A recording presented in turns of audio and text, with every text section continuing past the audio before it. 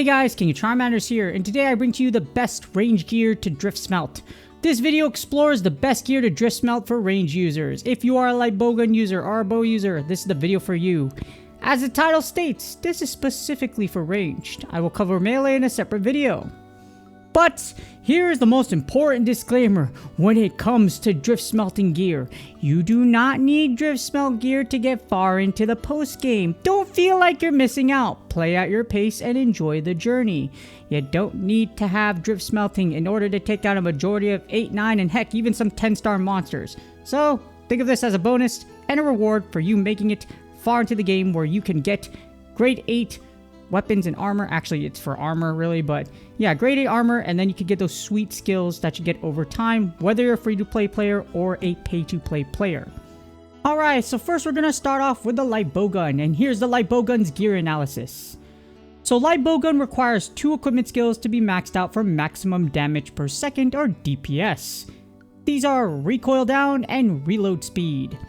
Now here's the thing, there are currently no drift stones that give recoil down or reload speed. Sadly they're not, and I kinda agree with this because you know there needs to be some balance in the force. Thanks to the release of Koro Puke Puke though, it is possible to get reload speed level 3 and recoil down level 3 with only 3 armor pieces. Here's the problem though, if you want that exclusive set, 2 of the 3 pieces you need are subspecies, making it difficult to fully build them along with unlocking their drift smelt slots. So yay!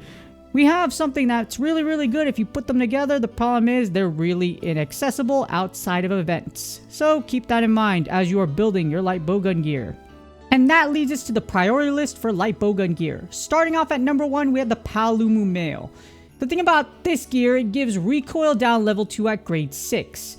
It's the only piece of armor in the light bowgun set that is not a subspecies. This is the reason why I rate it at number 1. If you're deciding to be a light bowgun main or you're going to dabble it into the future, you definitely need this piece and you can start building it right away because like I mentioned, it's not a subspecies. However, it does require grade 8 to unlock the drift smelt slot, so just keep that in mind. And number 2, we have the Azarathalos leggings. When this thing released, everyone rejoiced because this gives reload speed at level 2 and you also get fire attack level 1 as a bonus at grade 6. Unfortunately, like I mentioned before, it is a subspecies, so it is difficult to hunt outside of events, and it requires grade 8 to unlock its drift smelt slot. So when you have subspecies plus grade 8 requirement, it's going to take a minute, or unless you have an event. So that's the thing about the Azarathalos leggings. And it doesn't get much better because at number 3, we have the Koro Puke Puke Waist. This is one of the best pieces of equipment for the light bowgun because it gives reload speed level 1 and recoil down level 1 at grade 6. While this was intended to buff the light bowgun when Koro Puke Puke released, here's the problem. It's a subspecies, so it's difficult to hunt outside of events.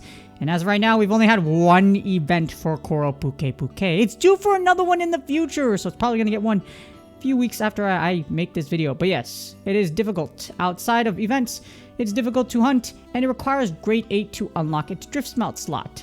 So for the waist, the coil, as you see there, you have a 5, 6, and 8. So you need to get this all the way to grade 8 if you want that drift smelt slot to have those extra skills. Now that we covered the light bowgun, next up we have the bow. And the bow's greatest strength is Focus 5. This allows you to get to charge level 4 to reach damage level 4 faster. That's the thing about the bow. You have to wait till you charge to full power before you can do damage at full power.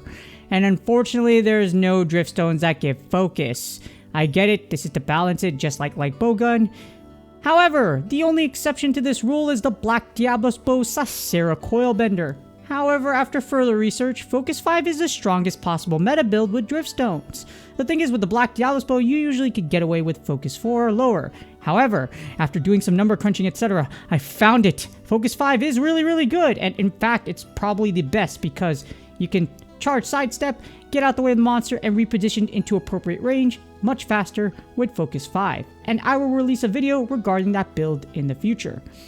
And the thing is, with drift stones, it's possible to access Focus 5 and all the extra additional damage bonuses you're gonna do with it, which is really great. So you could have your Focus 5 gear, drift smelt the crud out of them, and hope you get that sweet skill you need, and make it very flexible for your post-game builds.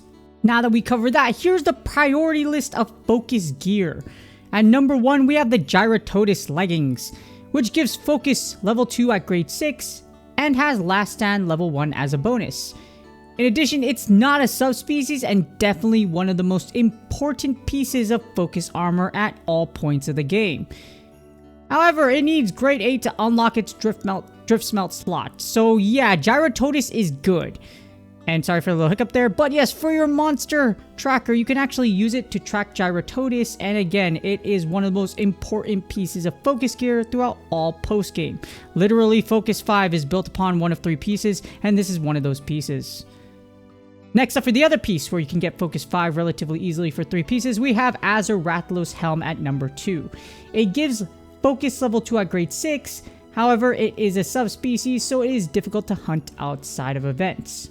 And just like number 1, it requires grade 8 to unlock its DRIFTSMELT slot. Next up, we have gear that doesn't give you level 2 focus, but they're still equally as important. At number 3, we have the Pink Rathian Male, and it gives focus level 1 at grade 6.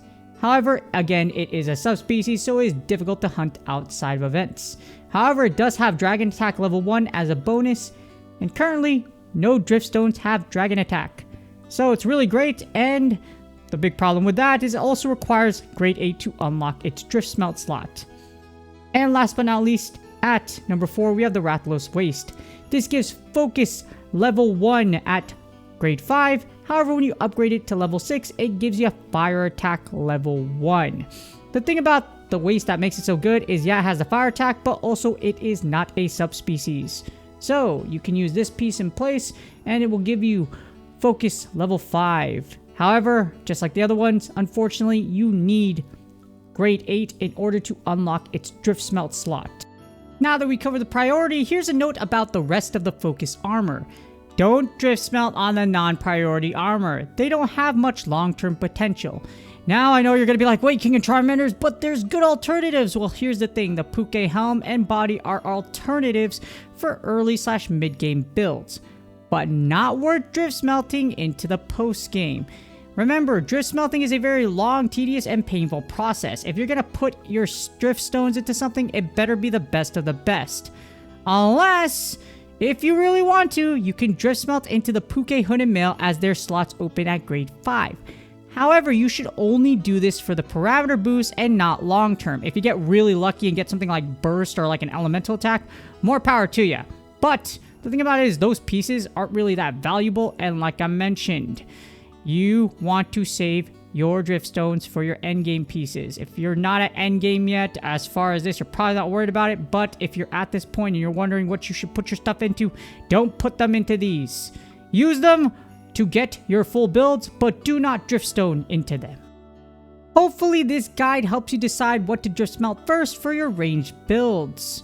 Prioritize DRIFTSMELTing for the build you use the most. If you get a flop, use the best parameter you can get to suit your build.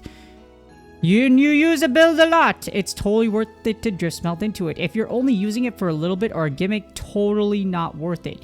DRIFTSMELTing is long, tedious, expensive, and it can take you a really long time to get the skill you want. So, you definitely want to use it again for the builds you want to use the most. Otherwise, there's no point in it. You might as well do like what I did before, where just build your endgame build, let it take you far, and then once you get the pieces you need, then invest into it later. That being said, please do me a huge favor, like, subscribe, and comment for the YouTube algorithm. Good luck on all your Driftstone drops, all of your rolls, so that you get your DRIFTSMELT slot skills that you all need.